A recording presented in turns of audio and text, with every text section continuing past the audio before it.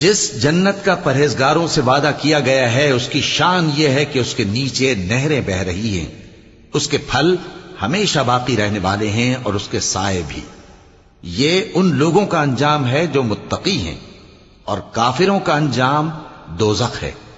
اور جن لوگوں کو ہم نے کتاب دی ہے وہ اس کتاب سے جو تم پر نازل ہوئی ہے خوش ہوتی ہیں، اور بعض فرقے اس کی بعض باتیں نہیں بھی مانتے۔ کہہ دو کہ مجھ کو یہی حکم ہوا ہے کہ اللہ ہی کی عبادت کروں اور اس کے ساتھ کسی کو شریک نہ بناؤں۔ میں اسی کی طرف بلاتا ہوں اور اسی کی طرف مجھے لوٹنا ہے۔